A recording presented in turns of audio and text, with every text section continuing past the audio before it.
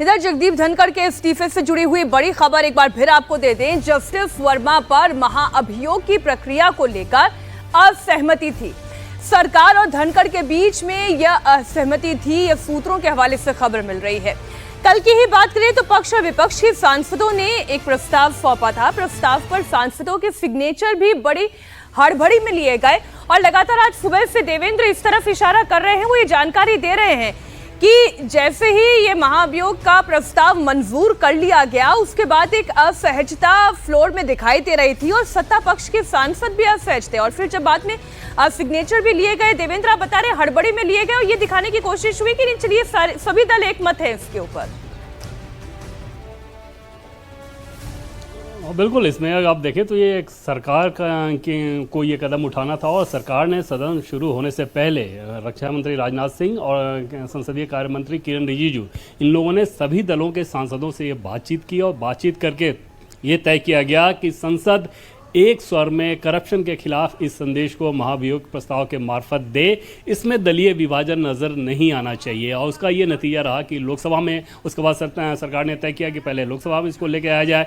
लोकसभा में 145 सांसदों के समूह, जिसमें कांग्रेस नेता राहुल गांधी सहित अपोजिशन के प्रमुख नेताओं के भी हस्ताक्षर थे और 145 सांसदों का हस्ताक्षर वाला ज्ञापन रविशंकर प्रसाद और अनुराग ठाकुर और इस तरह से दूसरे नेता इनके प्रेमचंद्र, इन सारे नेताओं की मौजूदगी में, उसमें TR बालू भी थे, इन सारे नेताओं के मौजूदगी में स्पीकर ओम बिरला को दिया गया। तो ऑलरेडी सरकार एक रणनीति के तहत, एक प्रक्रिया के तहत इस काम को कर रही थी। दूसरी तरफ राज्यसभा में चेयर से जब चेयरमैन ने अनाउंस किया कि वहां भी उनको एक ज्ञापन मिला है और उसमें अपोजिशन के सांसदों के हस्ताक्षर थे, तकरीबन 60 सांसदों के हस्ताक्षर थे, वहां पर निश्चित तौर पर थोड़ी हैरानी सत्ता पक्ष के कई लोगों को हुई जिनसे मेरी बातचीत हो रही थी। वो हैरान हो रहे थे कि ये क्या हो गया, तो ऑलरेडी लोकसभा में ये मामला चल रहा है। तो काम करने का जो तरीका है और बोलने का जो तरीका है, जिस प्रकार से वो एक्सप्रेस करते रहे हैं, वो कई सारे विवाद ऑलरेडी क्रिएट कर रहे थे। और जैसा कि पहले मैंने आपको बताया कि 2 दिन पहले भी जब उन्होंने ये कहा कि कोई भी राष्ट्र भारत को डिक्टेट नहीं कर सकता, वो एक गैर ज़रूरी बयान माना गया था कि संवैधानिक पद पर बैठे व्यक्ति को इस बयान को देने की ज़रूरत नहीं थी। इसके अलावा उनकी कुछ मुलाकातें जिसकी तस्वीरें भी सामने आईं और उन्होंने खुद जारी किया था उन तस्वीरों को, उसको लेके भी थोड़ी हैरानी जताई जा रही थी और जुडिशरी को लेके जो कुछ उनके बयान थे उस पर हैरानी जताई जा रही थी। तो ये प्रक्रिया लगातार चल रही थी और संभव है कि इस मैसेज को उन्हें कम्युनिकेट किया गया हो। जैसे शाम की बिजनेस एडवाइजरी कमेटी की बैठक में JP नड्डा और किरण रिजिजू का नहीं जाना अपने आप में एक बड़ा संदेश था कि आप जिस तरीके से काम कर रहे हैं उसमें भरोसा करना बहुत मुश्किल है और वहाँ पर एक असहजता उनकी गैर मौजूदगी बता रही थी। संभव है कि इन सारी चीज़ों के बाद, क्योंकि बहुत इमोशन ड्रिवन नज़र आते हैं उपराष्ट्रपति धनखड़ और जिस तरह के वो बयान देते हैं, अगर गुस्से में हैं तो उतने ही एक्सप्रेसिव होते हैं, प्यार से रहें तो उतने ही एक्सप्रेसिव रहते हैं। कभी आपको एकदम सहज नजर आएंगे, बहुत विनम्र, बहुत हम्बल व्यक्ति, फिर रिएक्शन भी दिखाते हैं। तो इस तरह से इमोशन ड्रिवन पर्सनालिटी जब हो तो संभव है कि उन्हें कुछ बात नागवार गुजरी और उसके बाद उन्होंने इस्तीफा देने का फैसला किया हो। हवाला स्वास्थ्य कर दिया। जी, मैं ये कह रही हूँ देवेंद्र, पप्पू यादव का भी वो बयान मैंने सुना और कल जब पार्लियामेंट की प्रोसीडिंग्स भी मैं देख रही थी तब थोड़ी सी मैं भी हैरान हुई थी कि JP नड्डा ऐसा क्यों कह रहे हैं कि nothing will go on the record. इस बात को लेकर एक असहजता उस वक्त भी दिखाई थी कि ये अचानक से ही बोल दिया गया, कुछ ऐसा वक्तव्य था फ्लोर पर जो हमने इससे पहले तो कभी नहीं सुना था। और आमतौर पर अगर JP नड्डा की भी बात करें तो बहुत संयत नेता के तौर पे वो जाने जाते हैं, संयत पार्लियामेंटेरियन के तौर पे जाने जाते हैं। राष्ट्रीय अध्यक्ष के तौर पे भी बहुत गरिमापूर्ण तरीके से अपने एक्सप्रेशन को दिखाते रहे हैं, चाहे पार्टी के फंक्शन की बात करें या सार्वजनिक बयानों की बात करें या इंटरव्यू के दरमियान की बात कर लें, वो बहुत संयत संतुलित नेता हैं। लेकिन उनके इस बयान को सीधे सीधे इस्तीफे से जोड़ने का मतलब इस लिहाज से नहीं हो सकता कि वो अपोजिशन के सांसदों को ये बात कह रहे थे, जो कि उन्होंने स्पष्टीकरण देते हुए ये बताया भी है। वो ऐसा नहीं था कि वो चेयर की तरफ या चेयर से कह रहे हैं। और कई बार सांसदों की गहमा गमी में ये बात इस लिहाज से भी हो जाती है कि भाई अगर चेयर ने हमें बोला है कुछ बोलने को तो मैं बोल रहा हूं तो मेरी ही बात ऑन रिकॉर्ड जाएगी, अपोजिशन के सांसद की नहीं जाएगी। तो वो इस तरह की बात थी। हालांकि निश्चित तौर पे कांग्रेस ने उनके इस बयान को लपका और लपक के ये दिखाने की कोशिश की कि ये चेयर का अपमान है, लेकिन वो सदन में मौजूद शायद ही कोई व्यक्ति ये मानेगा कि वो चेयर का अपमान था, बल्कि वो सत्ता पक्ष और विपक्ष के सांसदों के बीच जो तीखी बहस होती है वो उसका एक्सप्रेशन था। बिल्कुल, इसे जोड़े ना जोड़े, लेकिन जिस तरीके से शाम का घटनाक्रम देवेंद्र हुआ और JP नड्डा बैठक से नदारद बंद रहे, उस घटनाक्रम को जोड़कर तो देखा जा रहा है। बेशक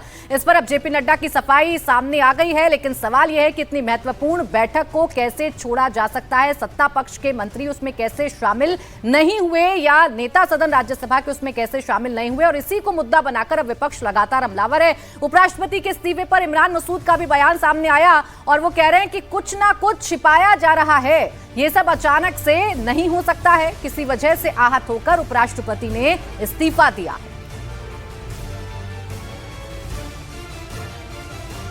कुछ ना कुछ तो है जिसकी पर्दादारी है, वरना ये एकदम अचानक नहीं हो सकता है कि आप पूरा दिन सदन चलाएं और एकदम कहें कि मेरा स्वास्थ्य खराब हो गया।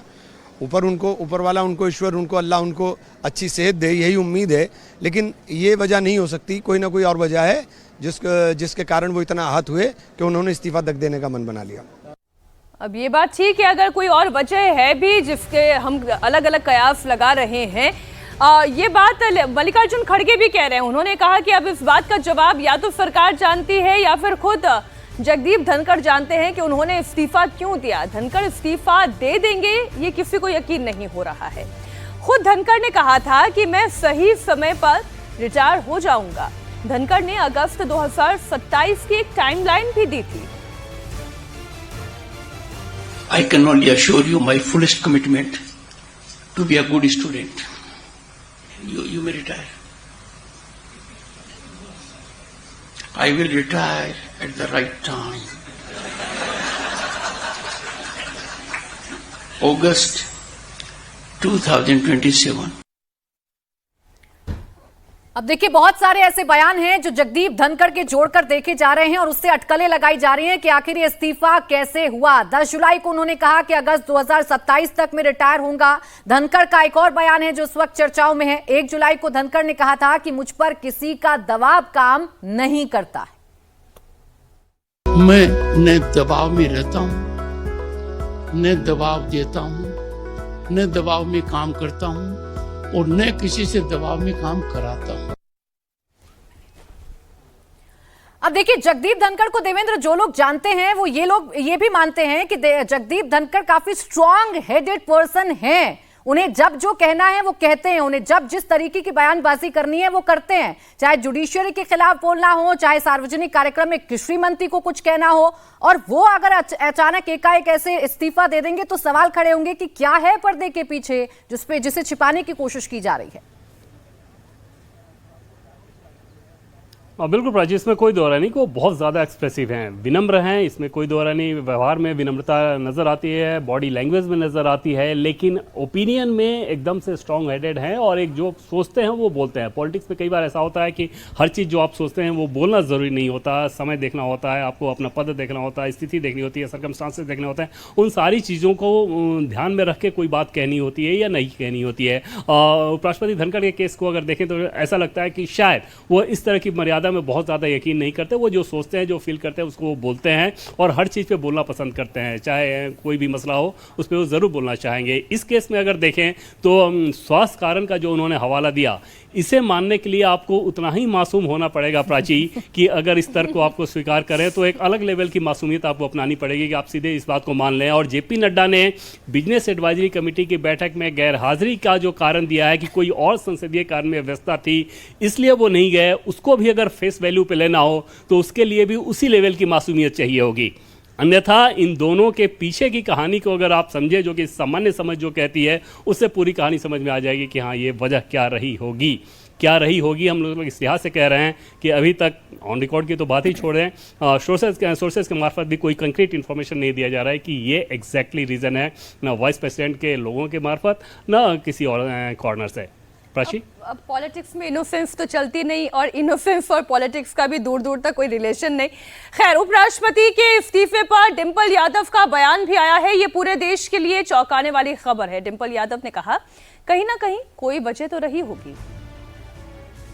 नहीं, ये पूरे देश के लिए शॉकिंग इंसिडेंट है और कहीं ना कहीं कोई ना कोई वजह रही होगी। डिंपल यादव कह रही हैं कि कोई ना कोई तो वजह रही होगी। अखिलेश यादव ये कह रहे हैं कि अब इसमें पॉलिटिक्स होनी नहीं चाहिए, उन्होंने इस्तीफा दे दिया, ये उनका व्यक्तिगत फैसला है। लेकिन हर कोई ये सवाल पूछ रहा है कि क्या वो आहत थे, क्या कोई ऐसा कारण था जिसकी वजह से वो दबाव में थे? क्या ये इस्तीफा उनसे लिया गया है? क्या जिस तरीके के उनके बड़े मुखर बयान थे न्यायपालिका के खिलाफ, जुडिशरी के खिलाफ, जस्टिस वर्मा के खिलाफ सबसे ज्यादा तीखा बोलने वालों में से जगदीप धनखड़ ही थे, क्या ये कारण तो नहीं रहा? बहुत सारे कयास जो लगाए जा रहे हैं। उपराष्ट्रपति के इस्तीफे पर कांग्रेस सांसद गौरव गोगोई ने बड़ा बयान दिया। उन्होंने कहा कि जगदीप धनखड़ और केंद्र सरकार के बीच सब ठीक नहीं था, दोनों के बीच रिश्ता पहले जैसा नहीं रहा, इसलिए धनखड़ को इस्तीफा देना पड़ा। देखिए, उपराष्ट्रपति का इस्तीफा अचानक है और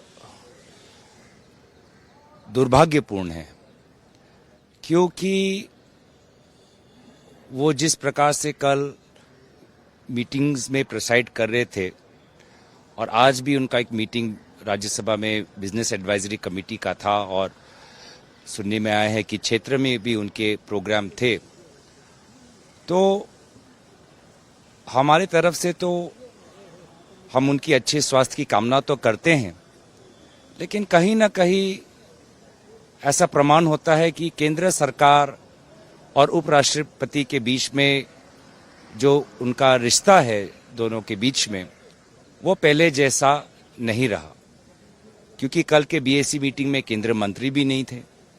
अब तक प्रधानमंत्री मोदी जी की तरफ से कोई बयान भी नहीं।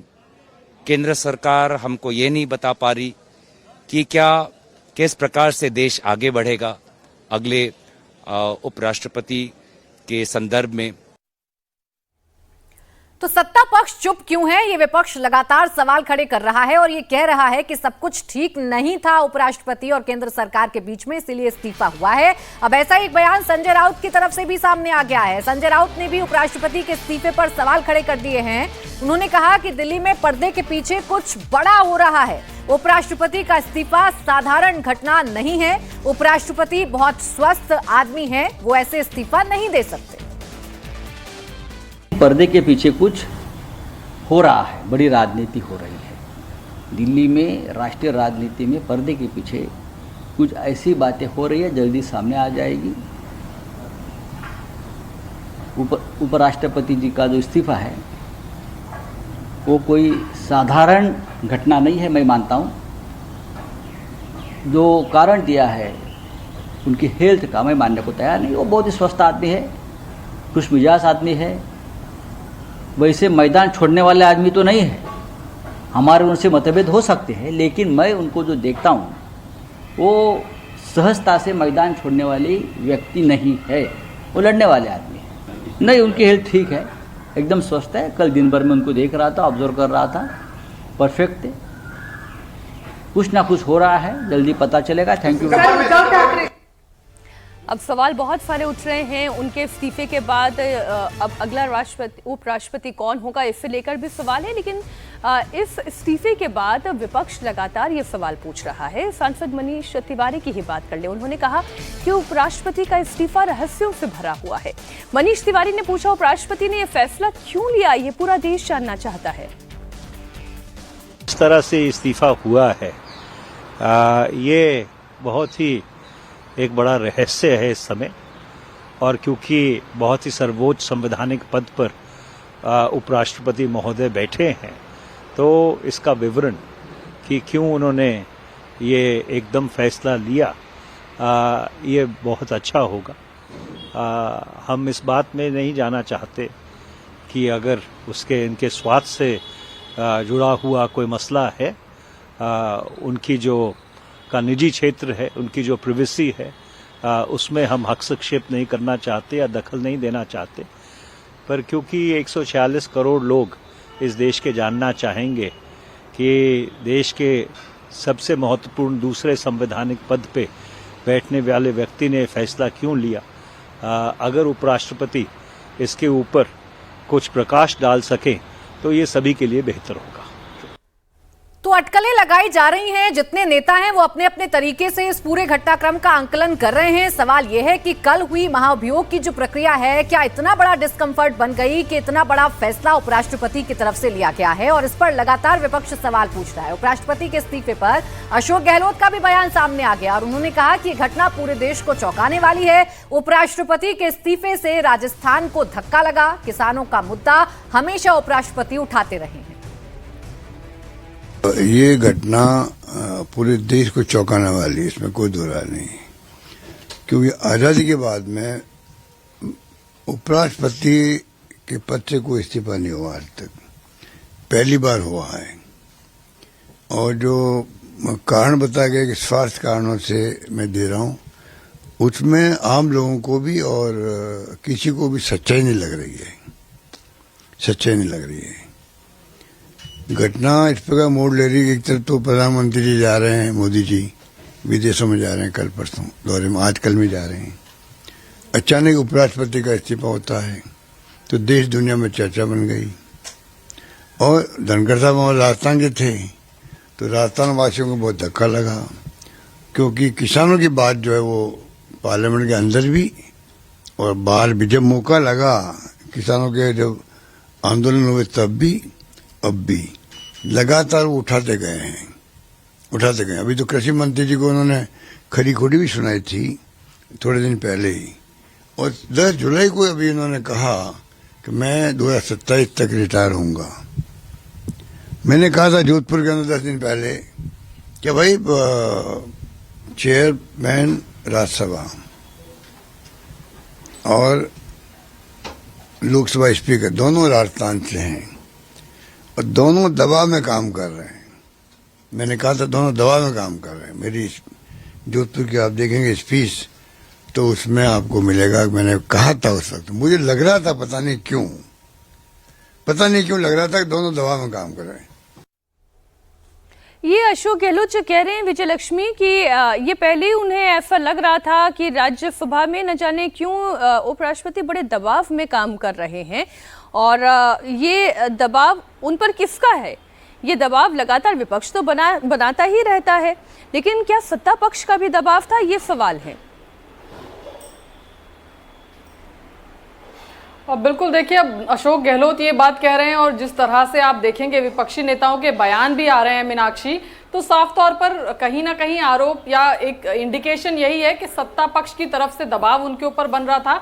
और दबाव इसलिए बन रहा था क्योंकि वो अब विपक्ष को अकोमोडेट करने लग गए थे, या विपक्ष को बोलने की जो है वो बात कहने लग गए थे, या कुछ मुद्दे ऐसे उठाने लग गए थे जिस पर सरकार असहज थी। जैसे किसान आंदोलन का मुद्दा हो, जिसको लेकर के 2024 दिसंबर में उन्होंने बयान दिया। इसके अलावा जुडिशरी पर जब तब वो जो है वो बयानबाजी, वो कोई ना कोई स्टेटमेंट जो है, या तो सदन के पटल से भी उन्होंने कुछ स्टेटमेंट दी और इसके अलावा भी दी। मुझे याद है राघव चड्ढा एक बार कुछ कह रहे थे कि अगर जजेस रिटायर हो जाते हैं तो उसके बाद उनको कोई भी पोस्ट कहीं पर नहीं लेना चाहती है। वो इस पर उन्होंने सदन का ध्यान इंगित करवाया था, तो चेयर की तरफ से भी कुछ रिमार्क्स उस पर दिए गए थे। इसके अलावा मुझे लगता है जो मेन बोन ऑफ कंटेंशन है, वो जो 63 राज्यसभा के सांसदों ने एक मोशन जो है वो मूव किया जस्टिस यशवंत वर्मा के खिलाफ राज्यसभा में।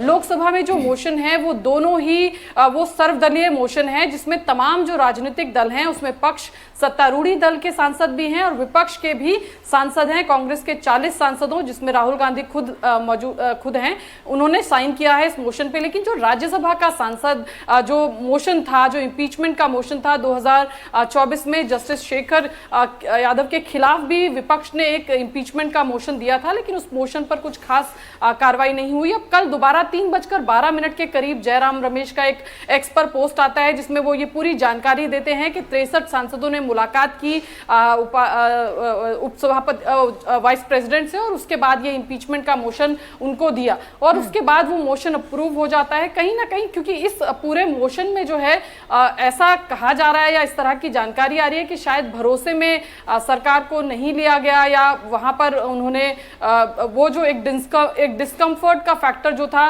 वो ये भी था, क्योंकि लोकसभा में पूरा एक मल्टी पार्टी इंपीचमेंट मोशन वो था, लेकिन राज्यसभा में सिर्फ विपक्षी सांसदों का ये मोशन था, जिसपे विपक्षी 63 सांसदों ने हस्ताक्षर किए और ये मोशन कल ही उन्होंने वाइस प्रेसिडेंट ठीक साहब है, को कल सौंपा का था। दिन जब इस्तीफा दिया है वाइस प्रेसिडेंट ने, कल के दिन की अगर घटनाक्रम की बात करें तो ये एक बड़ा डिस्कंफर्ट नजर आता है। सरकार जो ये नैरेटिव देश में देना चाहती थी कि हम करप्शन के खिलाफ हैं, करप्शन के खिलाफ हम महाअभियोग प्रस्ताव लेकर आए हैं, लोकसभा में ऐसा हो गया लेकिन राज्यसभा में ऐसा नहीं हुआ। तो देवेंद्र, क्या ये डिस्कंफर्ट इतना बड़ा हो गया या कल का ये घटनाक्रम इतना बड़ा हो गया कि रात होते होते वाइस प्रेसिडेंट ने अपने स्वास्थ्य कारणों का हवाला देकर इस्तीफा दिया, या इसकी पटकथा बहुत पहले से लिखी जानी शुरू हो चुकी थी? नहीं, वो एक ट्रैक तो ऑलरेडी बना हुआ था और वो ट्रैक डिस्कम्फर्ट का काफ़ी लंबा था, लॉन्ग रोप था और उसमें कई सारे मौके पे बहुत सारी चीज़ें वो कहते थे। बहुत सारी चीज़ें तो पब्लिक डोमेन में हैं, कई चीज़ें हमें पता है जो हम लोग रिपोर्ट नहीं कर सकते, लेकिन बहुत सारा डिस्कम्फर्ट का इशू था और हर चीज़ पे जिस प्रकार से वो रिएक्ट करते थे, चाहे सार्वजनिक रिएक्शन की बात करें तो या फिर पर्दे के पीछे जो रिएक्शन एक होता है कि कोई कम्युनिकेट कर रहे हो, कुछ अपना स्टैंड ले रहे हो, कुछ आप चाहते हो, तो इस तरह की चीज़ों में उनका दखल बहुत ज़्यादा था। और ख़ासतौर पर अगर आप लोकसभा अध्यक्ष और राज्यसभा के चेयरमैन, इन दोनों के बोलने के तरीके, वो जिस प्रकार से स्टैंड लेते हैं, जो बोलते हैं, जिस प्रकार से एक्शन लेते हैं, उन दोनों की आप तुलना करें तो आपको एक समझ में आएगा कि वो एक बड़ा फ़र्क था और वो फ़र्क निश्चित तौर पे बहुत सारे विवादों को जन्म देता था। लोकसभा अध्यक्ष की ये कोशिश रहती है कि बहुत स्मूथली हाउस को चलाया जाए, उतना ही बोलें जितना बोलना ज़रूरी हो, ये ना हो कि आप हर मसले पे बोल रहे हैं, हर मुद्दे पे बोल रहे हैं, दुनिया की किसी भी चीज़ पे आप रिएक्ट कर रहे हो। वो बिल्कुल ऐसा नहीं करते। राज्यसभा के चेयरमैन के हिसाब से देखें तो वो हर मसले पे अपना ओपिनियन देते हैं, तो उस कंडीशन में कई बार उनके ओपिनियन ऐसे होते हैं जिसमें मैसेज ये चला जाता है कि ऐसा तो नहीं कि सरकार के लोगों के द्वारा बताया जाता है। जैसे लगभग तकरीबन 1.5-2 महीने पहले की बात मैं एक बताऊं कि उनका एक बयान आया और जब ट्रेजरी बेंच के एक बड़े व्यक्ति से मेरी बातचीत हो रही थी, मैंने उनसे कहा कि क्या आप लोग ये बुलाते हैं? वो बोले कि हम लोग तो हैरान होते हैं और एम्बेरस होते हैं एक तरह से, क्योंकि मैसेज ये चला जाता है कि शायद सत्ता पक्ष के द्वारा बुलाया जा रहा है, लेकिन ऐसा बिल्कुल नहीं होता था। तो उस कंडीशन में इतना ज़्यादा डिस्कम्फर्ट हो तो एक तात्कालिक कारण उनको, एक इमोशनल व्यक्ति को इस लेवल पे लेके जा सकता है कि वो अपना इस्तीफा दे दें, और यही बहुत लॉजिकल समझ में आ रहा है कि ये तात्कालिक कारण हो सकता है। ट्रैक रिकॉर्ड तो ऑलरेडी बना हुआ था। उपराष्ट्रपति के इस्तीफे पर अनुप्रिया पटेल ने भी बयान दिया है। कांग्रेस के पास कोई मुद्दा नहीं है। अनुप्रिया पटेल ने कहा, कांग्रेस को हर चीज में दाल में काला नजर आता है। उपराष्ट्रपति के इस्तीफे ने सरकार को भी चौंकाया है। कांग्रेस के पास आज जनहित के कोई मसले रह नहीं गए हैं पार्लियामेंट में उठाने के लिए, इसलिए उन्हें हर चीज में दाल में काला नजर आता है। माननीय उपराष्ट्रपति जी का इस्तीफा जो देर रात आया, उसने विपक्ष को भी चौंकाया है, सरकार को भी चौंकाया है। निश्चित रूप से कल सारा दिन उन्होंने सदन की कार्रवाई का संचालन किया और ऐसी कोई संभावना नहीं थी, ये अप्रत्याशित है। लेकिन हम ये भी जानते हैं कि जो कारण उन्होंने दिया अपने स्वास्थ्य का, पिछले ऐसे कई बार हमने ऐसा देखा कि स्वास्थ्य की समस्या उनको हुई और मुझे लगता है कि शायद ज़रूर कोई गंभीर कारण रहा होगा स्वास्थ्य के चलते, जिसके कारण उन्होंने ऐसा निर्णय लिया है। हम सब फिलहाल उनके अच्छे स्वास्थ्य की कामना करते हैं। तो उपराष्ट्रपति ने जो कारण दिया है वो स्वास्थ्य का हवाला दिया है, लेकिन सवाल ये है कि आखिर उनका इस्तीफा हुआ क्यों?